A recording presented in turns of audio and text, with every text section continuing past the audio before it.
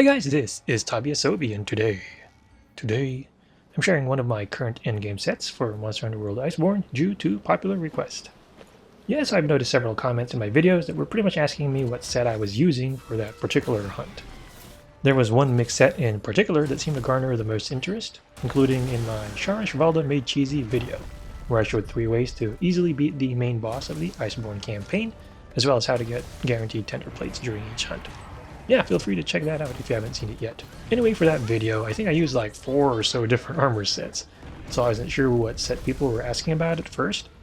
That included a critical element set, a free element set, and I think a basic hammer set. But I think it was my mixed all-purpose set that I like to use with my unawakened Shara Ishvalda weapons, like the Infinite Wisdom Insect Glaive and the Immovable Dharma Great Sword, that seem to have gotten attention in that video, and I think another one. So I figured I would share the latest version of the build right now for folks who might be looking for an all-purpose set that's focused on dealing damage. Say hello to my 100% Affinity, Max Handicraft, non-elemental critical set, which I've nicknamed the 5-Finger Death Punch. That's because heaven's not so far away for whatever monster you're hunting when you use this set. Actually, the reason I gave it that nickname is because I use armor pieces from 5 different monsters. Yeah, so basically a Fulgur Anjanath helmet, Ebony Odegaard mail, Shara Ishvalda arms, Acidic Glavinus waist, and Garuga legs. The downside, of course, is that I don't get a set bonus as a result of mixing and matching 5 different pieces. As an all-purpose set, this also needs some tinkering when used with weapons that require specific skills to really shine. That being said, it's a great all-around set that fits in a lot of the damage-dealing skills that I wanted to have, especially since I still don't have all the jewels that I needed to make some really crazy endgame sets that I wanted to do. Yeah, so a big reason for the mixing and matching is because it sort of helps cover for my lack of god jewels, so to speak. I guess you can say that instead of god jewels, all I have are family jewels right now. Oh man. Anyway, so what's the logic behind this set? If you've played Monster Hunter for some time, then you'll know that there are various ways to increase damage. One long-running debate, of course, is the attack up method versus the critical method. See, a generally accepted truth among longtime players is that usually attack up, which has since been renamed to attack boost in World, is great at low rank and up to a certain point at high rank. But once you hit G rank, or I guess Master rank, which is what it's called now, the fixed values that you get from attack boost end up being overtaken by critical damage. So basically, as enemy monsters get higher HP and your weapons get higher damage values, the fixed or flat bonus from, say, Attack Boost 7 doesn't get as much mileage as it used to. At the risk of overly simplifying things, for example, say you have a weapon with 10 attack and you give it a fixed attack boost of 10 points. That basically represents like a 100% damage increase, which of course is higher than the 25% damage boost that you get from a critical hit. Now say you scale that weapon up to 100 attack. That means your 10 points of extra damage is now reduced to just 10% extra damage, whereas the 25% extra damage from critical hits suddenly scales up to like 25 points of extra damage. Once again, that's really oversimplifying things, but it just gives you an idea about why crits become the more popular option once you get past high rank into G or Master rank. Basically, crits don't suffer from the law of diminishing returns that attack boost does, especially since attack boost is still capped at a max of level 7, like it was prior to Iceborne. As such, my first priority for the set was to get 100% Affinity.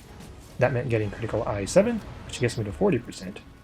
After that is Weakness Exploit 3, which gives me 50% Affinity when hitting softened weak spots. Between those two, I'm now at 90%. The caveat, of course, is that if you only hit a weak spot without wounding it, Weakness Exploit drops down to 30% for level 3. So now you're down to 70% total Affinity instead. If you're using a heavy weapon, however, it's easy to soften weak spots with a Clutch Claw attack. Otherwise, if you're using a light weapon, you'll just need to hit the same spot with the Clutch Claw several times, either with a redirect attack, or the triangle or Y button Clutch Claw attack to soften it. Then you're golden with Weakness Exploit once again. As far as getting the last 10% Affinity to reach 100%, Maximum Might used to be an easy way to do that because it grants you exactly 10% Affinity at level 1 when your stamina is full. The problem is that they nerfed Maximum Might to have a delayed effect unless you bring it all the way up to level 5, so it's not as great as it used to be, especially if you have to roll a lot. Another option is Latent Power, but that skill only lasts about a minute and a half and has a 5-minute cooldown in between. That is unless you're getting smacked around by monsters a lot. As a result, I decided to split the last 10% in 2 halves. One is by using Attack Boost 4, although I mentioned that Attack Boost isn't as good at Master rank. The main goal here is to get the extra 5% Affinity from boosting the skill up to level 4.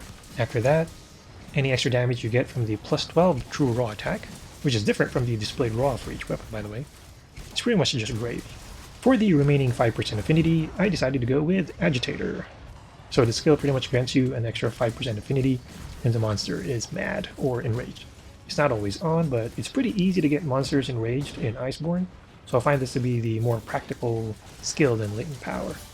It's also nice to have 100% affinity when you need it most, especially for the type of hunter who saves up your temporal mantle for when the monster is enraged so you can continue attacking. Alright, so now we have 100% affinity, so it's time to boost that damage even more.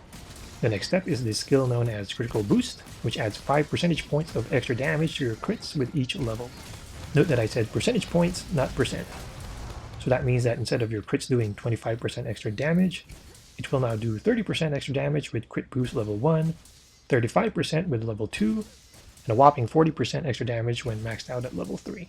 That means a Greatsword True Charge Slash that used to do around 1000 damage will now do 1400 damage instead of 1250 damage when it crits. That's some nice extra damage that adds up over time. Now since I'm mostly using Unawakened Shara weapons with this particular set, I decided to also throw in non-elemental boost in there. Granted, it got nerfed from 10% extra damage to just 5%, but I still take the extra damage. Also, since I still have extra room for one more skill, I decided to go with maxed Handicraft so I can get a decent amount of purple sharpness. Now purple sharpness used to be pretty good in past games, but I wasn't sure what the bonus was for Iceborne. After testing on the trading post with my non-elemental Shara Glaive and Great Sword, I was averaging between 4% to 7% extra damage, at least from a non-elemental standpoint, so the actual value likely lies somewhere in between those two. It's not as good as past games, but once again, extra damage is extra damage, so this is one of those things you'll want to fit in once you've got everything else in place, as opposed to something you prioritize right off the bat. It's just a nice sort of extra bonus to have. Otherwise, you can just go all the way with attack boost if you prefer that.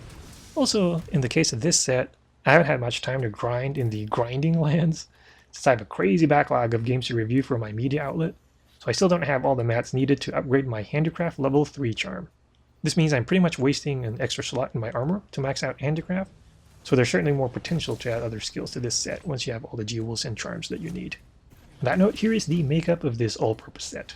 It's one of my favorite sets so far, and it gets even better when combined with attack boosting items like Mega Demon Drugs, Might Seeds, Demon Powders, and Demon Drugs.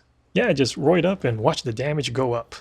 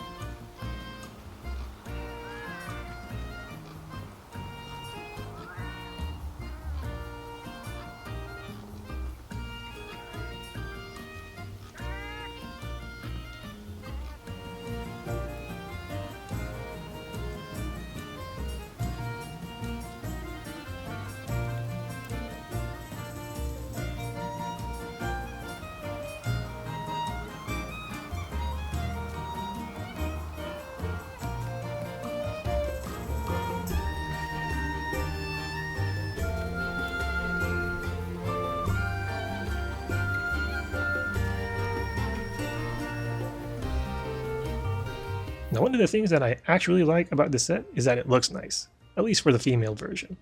This is also just a base build that I'm still tinkering with as I get more stuff, so certainly feel free to swap stuff in and out.